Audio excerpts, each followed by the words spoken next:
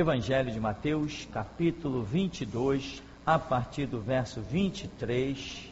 Você já deve ter lido aí alguns capítulos, sabendo que nós vamos seguir. E assim você pode ter as suas dúvidas, seus questionamentos, sempre sabendo que aqui nenhum de nós sabe tudo. Amém?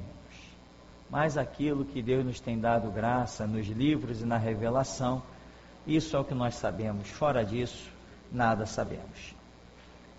Mateus 22, verso 23, diz: naquele mesmo dia, os saduceus que pregam a inexistência da ressurreição aproximaram-se de Jesus com uma questão.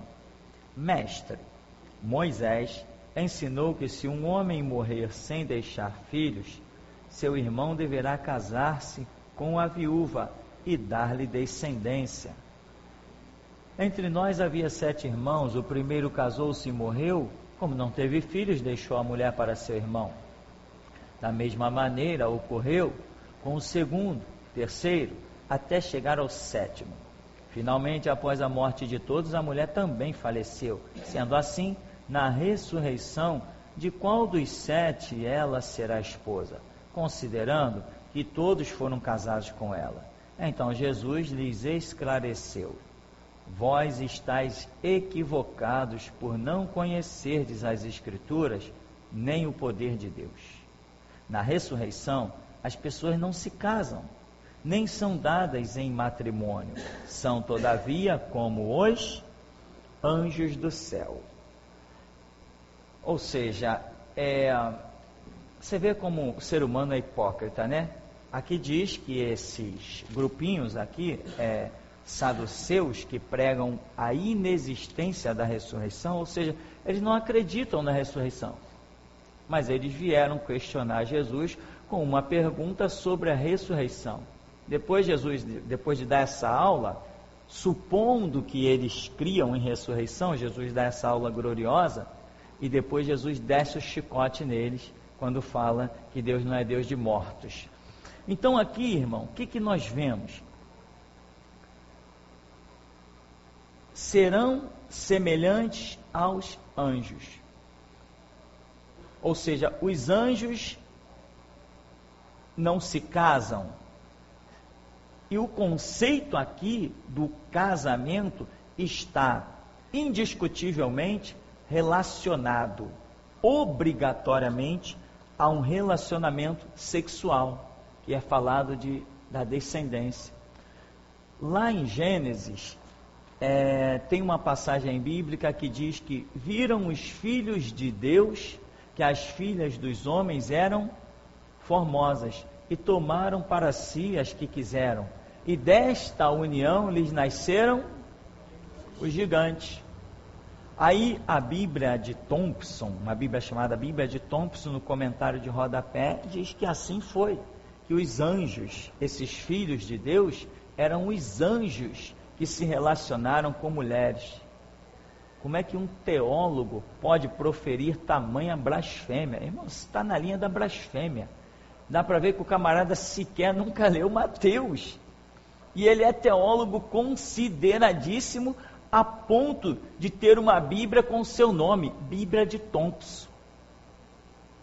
Bastava ele ler aqui Mateus, no capítulo 22, verso 29, e ele saberia que os anjos não mantêm relacionamento sexual com ninguém, não possuem essa aptidão, muito menos, obviamente, de que sejam gerados filhos, que isso virou, como é que é aquela questão da mitologia, não tem um cara que é Hércules, né?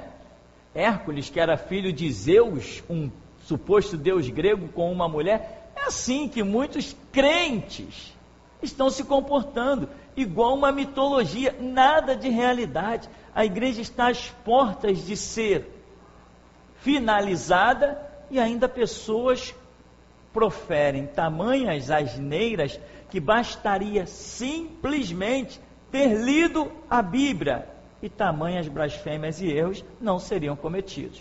Então, quando diz lá Thompson, nos seus comentários, que os filhos de Deus que se relacionaram com mulheres e nasceram gigantes, eram os anjos, eles estão equivocados, porque se fossem anjos a se relacionarem com mulheres, supondo-se, não nasceria nada, porque o anjo não tem aptidade de reprodução.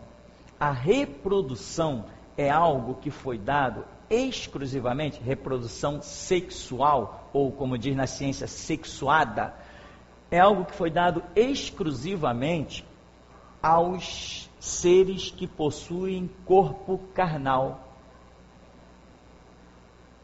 O leão se reproduz, tem macho e fêmea. A girafa se reproduz, tem macho e fêmea. O homem se reproduz, tem macho e fêmea. Deus os fez macho e fêmea, né? Diz a Escritura. As formigas, né, se reproduzem. Tudo que tem esse corpo que foi gerado do pó da terra, se reproduz. Lá na eternidade, nós vemos vamos usar a expressão reprodução, que é do próprio Senhor Jesus.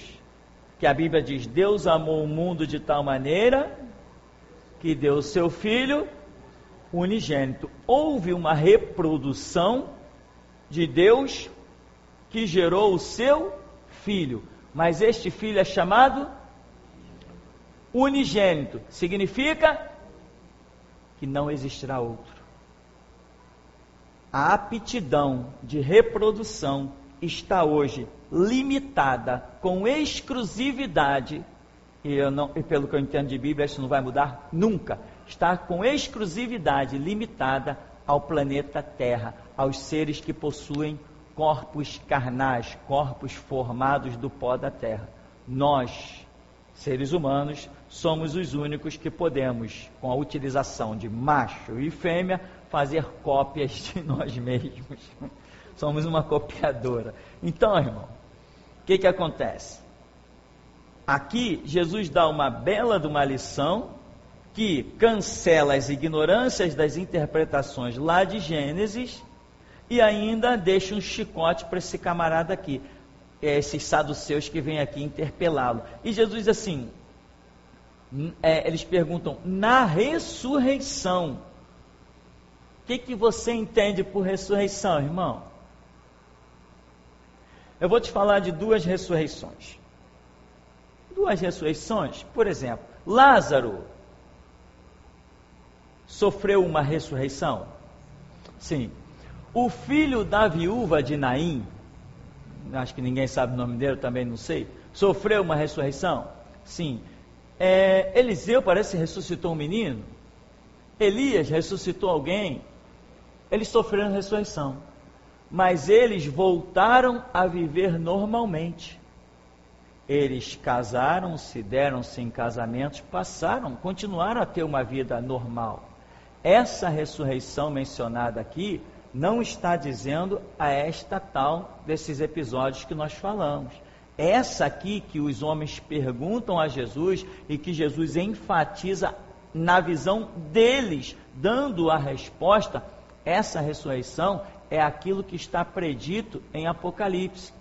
A primeira ressurreição, bem-aventurado e santo, aquele que tem parte na primeira ressurreição, pois sobre estes não tem poder a segunda morte, e reinarão, viverão e reinarão com Cristo 1000 anos. E esses 1000 anos é onde? Milênio, aonde? Na terra. Jesus está falando dessa ressurreição. Então Jesus está dizendo, na ressurreição, mesmo estes que estarão comigo no milênio, eles não vão se casar nem se dar em casamento.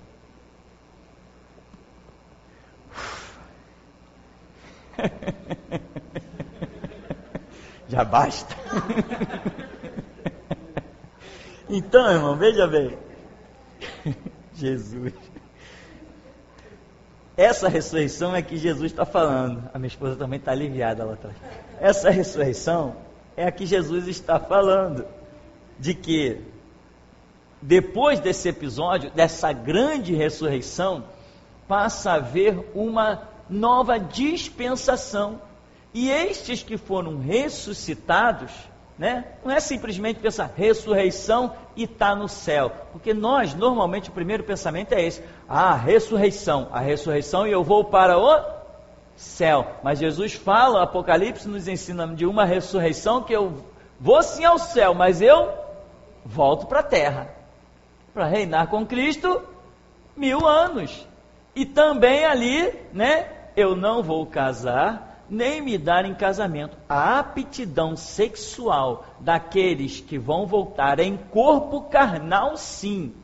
Vão comer mamão, vão beber refrigerante se estiver vendendo por aí, vão ter um corpo que vai necessitar de uma alimentação natural, mas a aptidão sexual daqueles que vierem reinar no milênio não existirá. Amém? Temos polêmica, temos discordância? Não? Fui claro e objetivo? Posso então encerrar a sessão. Então, irmão, veja bem, essa é uma realidade, né, do poder de Deus. E Jesus disse para aqueles homens: vocês estão errando, vocês estão equivocados. Vocês sabem o que está acontecendo? Jesus falou aqui para ele. 29. Então Jesus declarou: vocês estão equivocados por não conhecerem as Escrituras nem o poder de Deus, né? Isso aí eu digo sempre o seguinte: é automático. Se você não conhece a Escritura, também você não conhece o poder de Deus. E se você não conhece a Escritura, não conhece o poder de Deus, a sua fé está problemática. Você não tem uma fé realmente para abalar o mundo, se o seu conhecimento da Escritura for considerado pouco. Não pouco na visão dos homens, tá, irmão? Pouco na visão de Deus. Não é pouco, eu conheço pouco de Bíblia, porque sei lá o que. Não, isso aí é uma consideração de Deus. Se Deus olhar e achar que você conhece pouco dele, é complicado. Você não vai alcançar a fé suficiente para necessariamente abalar o mundo. Então, fica esse detalhe com relação à refutação da questão de Gênesis, que ali não foram anjos que se relacionaram com mulheres, e com relação também aqui a essa ressurreição, que ela está falando de uma dispensação específica, em que inclui, na verdade, até pessoas que vão retornar no milênio com Cristo. Essas pessoas não construirão família, eles serão missionários de Cristo sobre todo o globo terrestre, né? Algumas pessoas, e eu falo algumas mesmo no plural, muitas, tiveram experiências, né, de possessões demoníacas. Pessoas dentro de seus quartos tiveram visitação de espíritos demoníacos, se sentiram dominadas e sentiram todo um ato sexual acontecer com as suas vidas, e pessoas acreditam que o diabo possa fazer sexo com alguém. Não, irmão, aquilo ali é uma ação maligna que simula uma situação, mas não, nem o diabo pode fazer sexo com ninguém, não tem aptidão sexual, né? Ele não tem um corpo exatamente como é o nosso corpo. Eu falo até nas peças, nas formações do nosso corpo, né? No conteúdo físico do nosso corpo, é diferente. Então, seres espirituais não têm relação sexual ou sexuada, nem de forma alguma, né? Os seres espirituais, eles não se reproduzem de forma alguma, né? Tem que deixar isso bem claro, porque sabe-se lá que tipo de heresia vai surgir aí no futuro.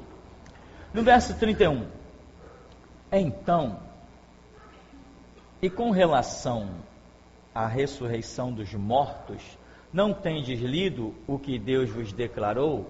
Eu sou o Deus de Abraão, Deus de Isaac, o Deus de Jacó. Por isso, ele não é Deus dos mortos, mas sim dos que vivem. Ao ouvir tudo isso, as multidões ficaram estupefatas com o ensino de Jesus. O que acontece? Esses saduceus, eles vêm dizendo que crê na lei de Moisés e uma série de coisas, mas eles não acreditam nessa ressurreição dos mortos, né? Não sabemos exatamente. Tem livros que falam detalhe por detalhe do que essa turma aí cria ou deixava de crer. Existiam alguns partidos religiosos ali no palco de Jerusalém.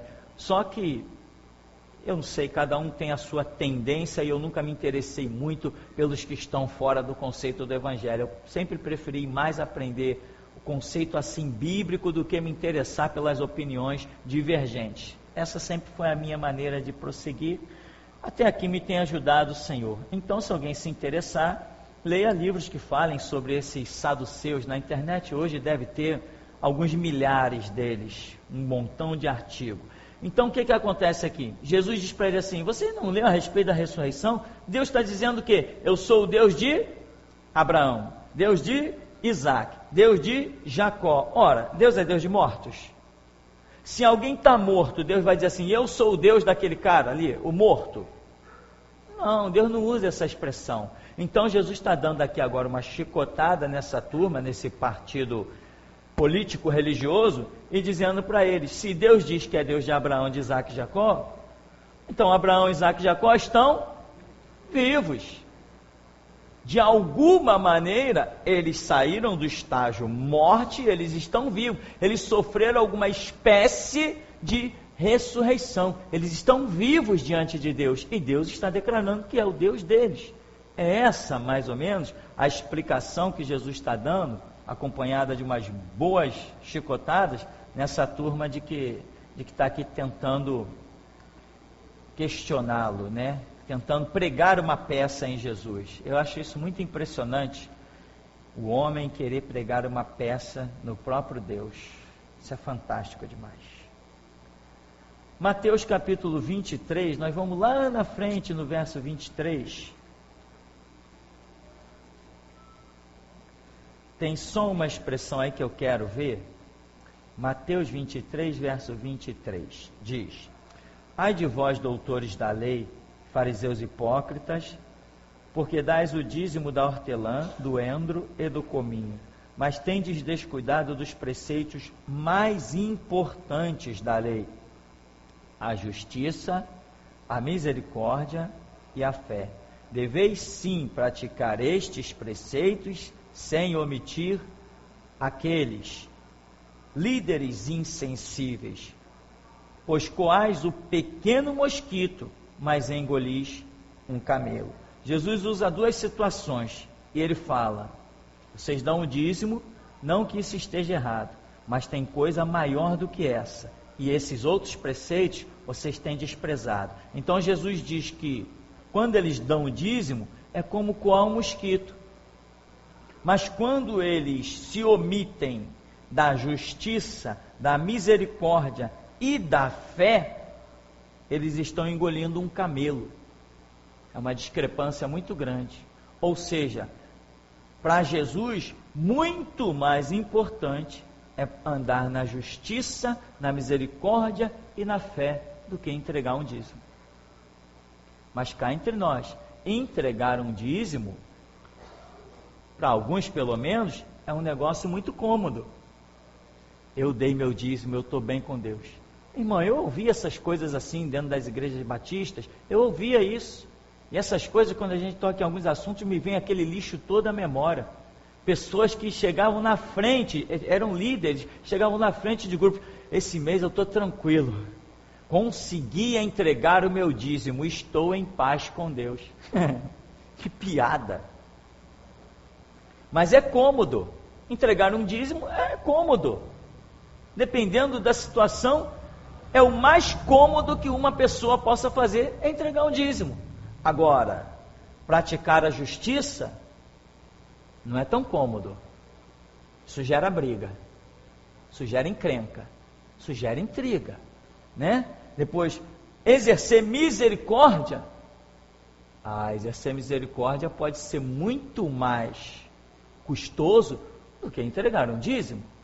E exercer a fé, então, meu irmão, a Escritura diz que sem fé é impossível agradar a Deus. E é fácil demonstrar a fé? Não, não é fácil demonstrar a fé. Homens de Deus, para demonstrarem a sua fé, viraram lamparina no jardim de Nero, viraram espetáculo nas arenas. Não é fácil demonstrar a fé. Nesse momento em que nós estamos aqui, cabeças de cristãos estão rolando no Egito, na China, na Rússia, na Coreia. em terras que os muçulmanos estão dominando agora com esse terrorista, cabeça de cristão está rolando, porque eles estão testemunhando da sua fé. Então, irmão, só deixar isso bem claro, né? Não ache que para Deus um dinheiro vai valer mais que a sua atitude, segundo os preceitos da lei, né? Tudo é lei, o dízimo é lei, a misericórdia, a fé também é lei, né? A justiça, tudo faz parte de uma lei. Então, não podemos fazer uma coisa e deixar de fazer outra. Quando você olha para uma laranja, você, olhando por fora, você vê apenas a casca da laranja, mas você sabe o que tem ali dentro, né? Tem talos, gomos, caldo, tem vitamina C que é vista ao microscópio, tem semente, tem um monte de coisa lá dentro. Então, quando você olha para uma laranja, você sabe o conteúdo daquela laranja, e você não se limita apenas àquilo que os seus olhos estão vendo da casca da laranja. A laranja não é uma casca, a laranja é um complexo de coisas. A lei de Deus não é uma casca, é um complexo de coisas. Não dá para dizer, se eu arrancar o que tem dentro da laranja e deixar só a casca dela por fora, eu não posso dizer que aquilo é uma laranja. Tem umas pessoas aí que fazem umas laranjas artificiais que é igualzinha à original, já viu? Acho impressionante como eles conseguem fazer aquele negócio. Mas quando você olha para uma laranja daquela artificial, você diz que aquilo é uma laranja? Não, você diz que aquilo ali é um enfeite, não é uma laranja. Então a lei, ela é completa. Bom, eu quero que você vá ao verso 27. Diz assim: ai de vós, doutores da lei e fariseus hipócritas, porque sois parecidos aos túmulos caiados, com bela aparência por fora, mas por dentro estão cheios de ossos, de mortos, e de toda espécie de imundície. Assim também sois vós, exteriormente pareceis justos ao povo, mas interiormente está repleto de falsidade e perversidade, né? Jesus diz, vocês parecem justos a quem? Ao povo, mas o interior de vocês, que é Deus que vê, está vendo que está repleto de falsidade e de perversidade. Ou seja, irmão, o que nós temos que fazer? Nós temos que apresentar aquilo que Deus vê. Não é um corpo, não é atitudes falsas, não é aquilo que os homens veem que vai nos promover ou nos levar a canto nenhum. Não adianta nós andarmos com um exterior bonito e adornado, em que todo mundo se curve e diga Rabi, Rabi, olha que santo homem de Deus, fala cada coisa bonita, e Jesus disse, como é que vocês sendo maus, podem dar boas coisas aos vossos filhos? Ou seja, essa discrepância, mas Jesus está dizendo, não, vocês são maus, mesmo que a atitude de vocês com relação aos filhos de vocês sejam boas, na verdade vocês são maus. Então o que nós temos para viver bem? Nós temos que esquecer o que os homens vão falar, dizer, pensar ao nosso respeito. Nós não estamos aqui para dar testemunho para os homens. Nós estamos aqui para dar testemunho da nossa fé para Deus, da nossa conduta para Deus. E os homens terão que ver esse fruto nosso para Deus e o Espírito Santo fazer a obra com eles. Não estamos aqui para convencer os homens, estamos aqui para mostrar o exemplo de vida com Deus. Então, não adianta a aparência externa, não adianta, nós precisamos purificar o nosso coração, de onde procedem as saídas da vida, que aqui Jesus diz assim, falsidade e perversidade. Isso não é uma coisa que se processa dentro do nosso ser, como nós costumamos dizer, no coração, onde nós idealizamos coisas na nossa mente. Então, falsidade e perversidade é algo que ninguém vê em nós, está lá dentro, ninguém vê, mas Deus vê. Então Jesus diz aqui, olha, Doutores da lei hipócrita, vocês são parecidos com os túmulos pintados, com bela aparência por fora, mas por dentro cheios de ossos de mortos e toda espécie de imundície. Então, irmão, só esse recado. Quem nos vê por dentro é Deus. Quem vai nos julgar é Deus. Então, se alguém te difama, se alguém fala mal de você, diz que a sua atitude foi errada, foi negligente, ou foi lá, ou seja o que for, se você tem consciência do seu coração e das suas intenções, saiba que Deus conhece o seu coração e as suas intenções, e ainda que o mundo inteiro te condene, o que vai prevalecer é o martelo de Deus.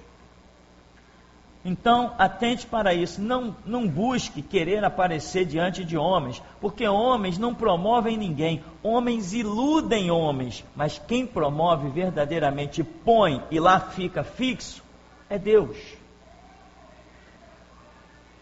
Verso 29. Ai de vós, doutores da lei, fariseus hipócritas, porque vocês constroem os sepulcros dos profetas, adornam os túmulos dos justos, e declaram, se tivéssemos vivido na época dos nossos antepassados, não teríamos tomado parte com eles nos assassinatos dos profetas.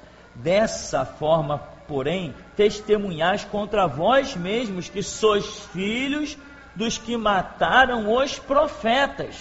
Veja como Jesus frisa, dessa forma, porém, testemunhais contra vós mesmos, que vocês são filhos dos que mataram os profetas. Acabai, pois, de encher a medida do vosso pecado, do pecado dos vossos pais. Cobras venenosas, ninho de víboras, como escapareis da condenação do inferno? Por isso, eis que eu vos envio profetas, sábios e mestres. A uns assassinareis e crucificareis, a outros açoitareis nas vossas sinagogas e perseguireis de cidade em cidade, e dessa maneira sobre vós cairá todo o sangue justo derramado na terra, desde o sangue do justo Abel até o sangue de Zacarias, filho de Beraquias, a quem matastes entre o santuário e o altar. Com toda certeza vos asseguro que tudo isso ocorrerá a esta geração. O que nós vemos nesse texto?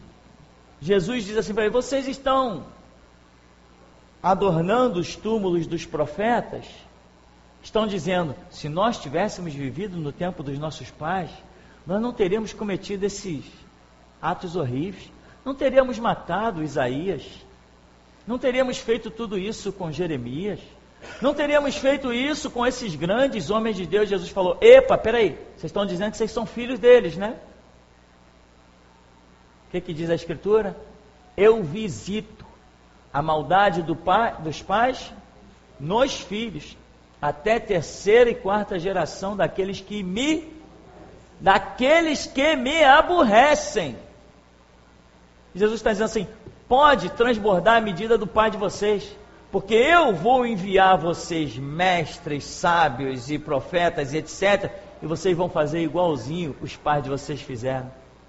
Por isso eu vou cobrar de vocês, desde o sangue do justo Abel, até toda a geração de vocês. Não foi o que eles fizeram? Tem gente que dá uma de bonzinho. Vamos adornar esse túmulo aqui de Isaías, porque nossos pais serraram o camarada no meio, né? Vamos adornar aqui, qual foi o profeta mais que eles mataram? Obadias? Zacarias, né? Mataram Zacarias. Poxa, vamos manter o túmulo de Zacarias sempre bonito e memorial no nosso meio. Jesus está dizendo: vocês são iguaizinhos, vocês vão fazer as mesmas coisas. E ele diz: eu vou cobrar de todo mundo, porque ele visita a maldade dos pais nos filhos até terceira e quarta geração. Mas de quem? Daqueles que o aborrecem, daqueles que continuam no mesmo caminho de erro, de impiedade. Porque aí ele diz também: mas eu faço misericórdia a milhares dos que me amam e guardam a minha palavra. Então, todos nós nascemos debaixo de maldição, meu irmão.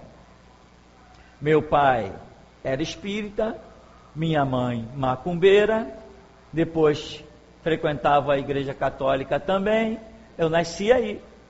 Sobre a minha vida existe uma maldição. Basta eu me desviar do caminho do Senhor e a maldição vem todinha. O que ele teria para cobrar em toda geração, eu estou no meio. Mas eu vou escapar. Porque ele disse, eu visito a maldade dos pais nos filhos, terceira e quarta geração, daqueles que me aborrecem. Eu não aborreço o Senhor. Eu não sou contra os seus decretos, a sua lei, eu os amo. Eu ando na sua presença, eu falo com ele, ele fala comigo. O que ele me diz eu faço, não quero saber se vou viver ou vou morrer, eu quero saber que vai ser feito. Ah, se quero. Se Jesus me der uma ordem, meu irmão, sai da frente quem for o alvo, que eu vou perseguir até no inferno. É o meu pacto com Deus. Senhor, se tu me disseres alguma coisa, e eu puder discernir a tua voz, acredite, vai ser feito. Eu determinei que eu vou servir a Deus. Então a maldição que viria sobre a minha vida foi bloqueada pela graça de Deus. Se eu sair do projeto de Deus, a graça sai da minha vida e a maldição vem e me alcança. Muitas pessoas, lembra como a gente sempre fala assim, tem aquela passagem bíblica que diz, quando o demônio sai do homem e tal, depois que ele volta, o estágio do homem é pior do que o primeiro. Aquela pessoa que um dia foi endemoniada e tal, e não guardou os preceitos, quando o demônio volta e vê a casa varrida e adornada, o estágio daquela pessoa se torna pior. A maldição, quando ela vem com força dobrada, depois dela ser retida pela graça. E às vezes você vê pessoas que se converteram tão fácil, ouviu a palavra, ah não, eu vou para a igreja, eu quero Deus. Aí está na igreja, se desvia. Depois assim, não, eu estou dando um tempo. Você já sabe que esse tempo aí, para a pessoa voltar, vai ser um horror. Se voltar, vai sofrer muito para voltar, vai guerrear muito e às vezes não volta. Porque é fácil se converter, mas voltar para Jesus não é tão fácil. Todo mundo sabe disso. Quem não sabe disso? Então, o que acontece? Essa geração estava continuando as mesmas obras, e como Jesus visita a maldade dos pais nos filhos, quando os aborrecem, não sobrou muito para essa geração contar, né? Bom, até aí, tem alguma pergunta específica nessa área ou não?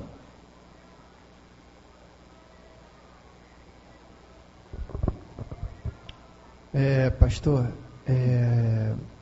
Abel foi morto por Caim e a geração de Caim foi toda morta no dilúvio. Por que Jesus lançaria o sangue de Abel sobre esses homens? É uma forma de Deus falar da cobrança dele na maldade dos homens, né? Geração não está incluindo um grupo de pessoas. Geração está incluindo toda a humanidade. No caso aqui especificamente, falando, geração. Pega a terra inteira. Pega o mundo. Quem é a geração de hoje? Eu, você? Os cariocas? Os mineiros? Quem é a geração de hoje? Se eu dissesse assim para você, me aponta quem é a geração de hoje. Quem é a geração de hoje? Todos aqueles que estão vivos sobre a terra. Amém? Não são todos os que estão vivos sobre a terra, fazem parte de uma geração. No caso aqui, Jesus está até querendo demonstrar que vai pegar muito sério para os judeus, porque ele está dizendo, especificamente a vocês, eu vou enviar mestres e sábios, e vocês vão matar. Por quê? Porque eles especificamente estão cuidando dos sepulcros daqueles que foram assassinados pelos seus antepassados. E Jesus está ali numa ira, eu imagino Jesus dizendo, né, seus hipócritas, vocês são tão hipócritas, sabe, meus amigos? Mas não dá. Eu imagino Jesus furioso, doido para morder um. É assim que eu imagino Jesus. Ou você chama alguém de hipócrita, paz e amor, seu hipócrita. Você, seu hipócrita, você está fervendo, teu sangue está a 200 graus. Então Jesus está irado e manda essa mensagem para eles. Não adianta vocês ficarem adornando sepulcros dos profetas, não. Vocês são igual aos pais de vocês. E eu vou cobrar de vocês. Entende? Vai cobrar de toda a geração que cometeu seus delitos. e está especificando, desde aquilo que nós entendemos como primeiro homicídio, Jesus está dizendo que vai cobrar de toda a humanidade. Agora, de Israel, especificamente, Israel tem que ser cobrado à parte. Amém, meu irmão? Existem 3 juízos que eu vejo claros sobre a terra. Quais são eles? Um é o juízo sobre a humanidade ímpia, que nunca ouviu a verdade, não conheceu o que nós conhecemos, nem que Israel conheceu. Essa humanidade tem o seu juízo. Outro juízo é sobre Israel. Eles serão julgados à parte, separado, porque a quem muito lhe é dado, muito será cobrado. Israel tem que ter mais duro juízo do que um macumbeiro ali da esquina, ou não? E a igreja? A igreja também tem que ser mais duramente julgado. A igreja que eu falo, a igreja não será julgada, é forma de expressão. O crente ou o cristão que se desviou, o crente que não alcançou o objetivo, etc, etc, esse tem que ser, por questão de justiça, tem que ser mais duramente julgado do que um católico. O católico já está perdido, definitivamente ele já está perdido. Ele vai para o inferno mesmo. Mas o crente que se desvia, vai ser, o critério de julgamento dele é mais duro, de forma que ele simplesmente não escapa de jeito nenhum.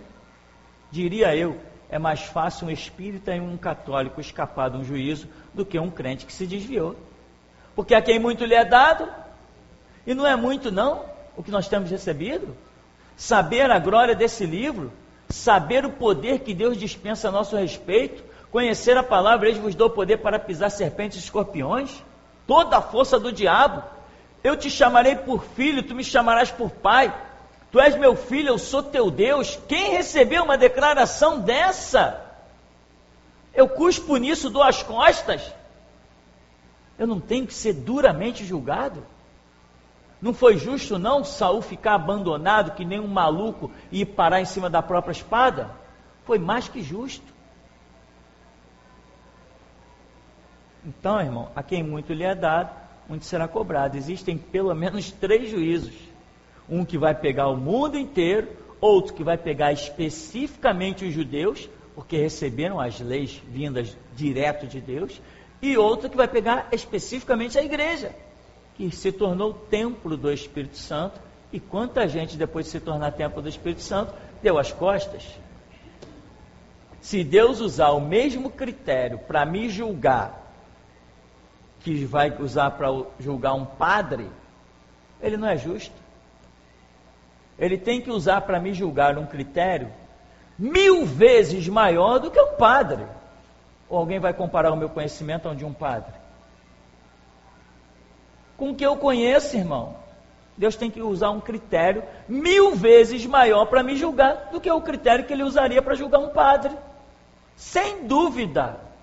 Sem dúvida, é uma questão de justiça.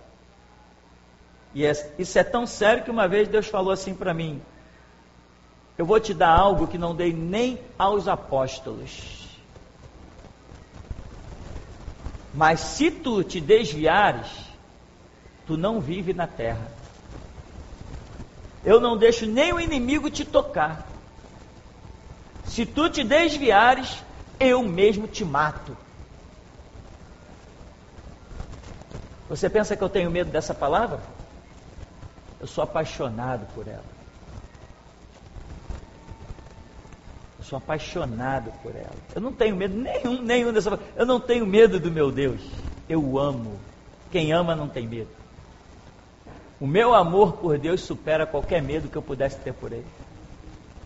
E Ele me disse isto, eu vou repetir para você.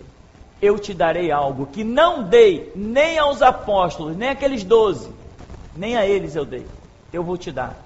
Mas se tu te desviares, nem o inimigo não te toca, eu mesmo te mato.